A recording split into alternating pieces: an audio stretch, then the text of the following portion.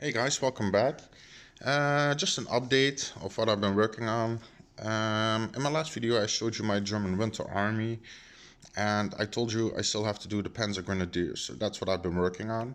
But it's slow going because you have to paint a brown color as a base, and then you have to do spots and dots with a variation of colors. So that gets very tiny, and for the dots in the spots, I use a needle and simply put the needle in the paint and just very carefully tap some dots on there. So I can show you some of the figures I've been working on.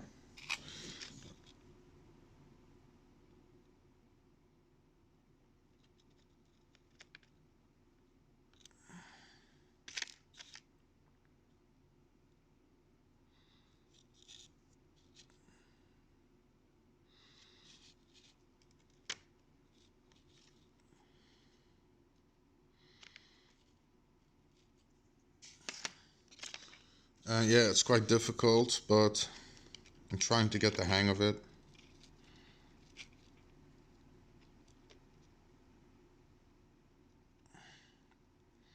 The camera won't completely focus, unfortunately. Um,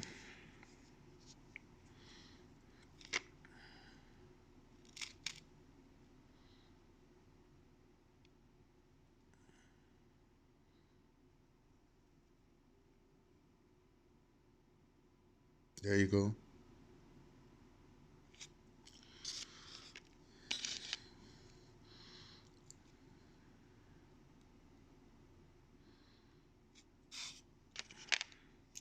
So I've also finished on the command set. So we got two Kubel wagons here, one for winter and one came from I believe a Caesar kit it was, of a German command, and it also gave me this figure which I like very much. It's an officer, a commander, general looking at a map. Yeah, the figures were very nice. This guy, by the way, doesn't belong in this set. He came from a different set from engineers, German combat engineers. So I'll put him away. The car was very fitly to put together, and I also broke off the front axle of the vehicle, so I had to improvise to attach the wheels and not mess it up. I tried to put the figures in the car when the steering wheel was glued to it. It didn't work; it kept breaking off. So eventually, I ended up gluing the steering wheel to the driver's hands, and that gave a better result.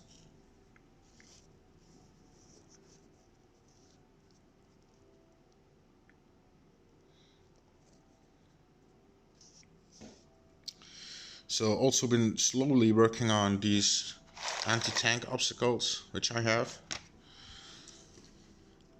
Not having got very far, and some of the pieces of plastic broke off, unfortunately, which is really a bummer. But you know, I'm still gonna paint them up and use them. So still have to do some metallic and weathering on these. What I did is I mixed flat brown with gunmetal gray, and to get a sort of brown but steely look to them. And I still have to do rust and a little bit of more ironing on them, weathering on them, so to get them more realistic. So I've also got or ordered some metal figures from CP Models, and they contain a winter motor team. They contain also Joachim Piper, which is coming to the game as a commander for the Battle of the Bulge, and Kampfgruppe Piper, of course. So we're gonna play that. I also have an addition to my table. I got this little desk here, and I could get it for free because some of my neighbor, a neighbor of mine, um, didn't need it anymore, and he put it on the street. Like whoever picks it up, you know, it's yours. So and it was very handy for me because we always have issues putting our dices and the rule book somewhere, and it's preferably not on the wargaming table. Now, my wargaming table at the moment is a mess because I just cleaned it up. I just dusted it off, and it gathered a lot of dust, I can tell you. So it's also looking messy now, but I'm getting organized. That's what it is. So yeah, this piece of furniture, very handy.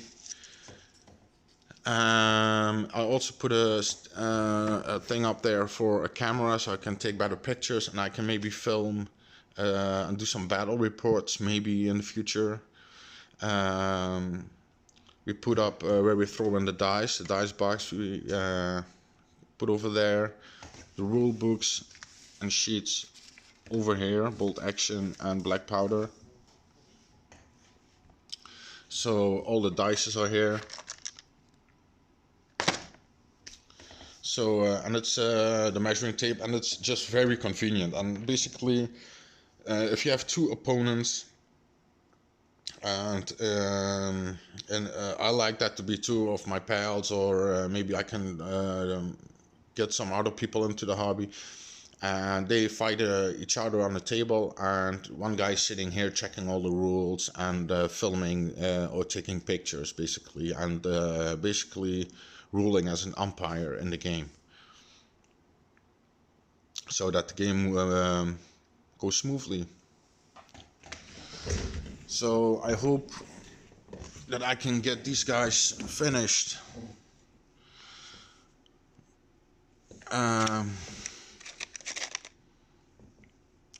pretty soon. It's just I have to do all that camo is a lot of work, and I have ADD, so I don't always have focus every day. So if I can do one figure a day, then that's good enough for me, you know, which is unfortunate, but that's the way it is. So I hope you enjoyed this video. What's next for order, I don't know at the moment. I still have an entire box of American Army for Flames of War left to paint, but I was thinking about expanding the Winter Russian Army so they include more riflemen and more infantry and heavy weapon teams for the Russians, so we can put also some battles against the Russians. The Americans I have plenty of now, which still leaves the British left, but I'm thinking about am I willing to do a British army on 1/72 scale, or I'm going 15mm. I'm not sure, so we'll see how Flames of War, how people like it, and how everything turns out to be. But you know, I was also thinking about, should I sell all this and switch to 28mm, but no way, no fucking way, because I have put too much effort in this already, and 5 years ago I wanted to prove and see if I could do bolt action with 1/72 scale figures and models, and I've shown you I can. I mean, look at this. So yeah, so I'm sticking to this. I'm gonna keep expanding my armies. What I still have left to do is my house looks like it's being invaded by thousands of figures. So what I have to do is also priority is get some assortment cases, and I have to make a budget for that and get assortment cases, which you normally put screws and nails in. That's where I put my armies in. So I can store them, and my house looks like a decent house where somebody can live instead of a diorama museum or something like that. So yeah, it's been going okay. This is, by the way, my German army. And some of the metal figures I ordered, which included Jochen Piper from the same brand that gave me, or you know, I bought these Nachtjagd Commandos from, and they're great. And I have a question: is I know these Nachtjagd Commandos unit is fictional, but the weapon actually existed, the MP44 with a night vision scope or an infrared scope. I don't know what it really was, but if some of you could tell me more about that, about the Vampire weapon system, and if it was used in combat, please leave it below in the comments. I would very much like to know that. So that's it for today. Thank you guys, and stay tuned.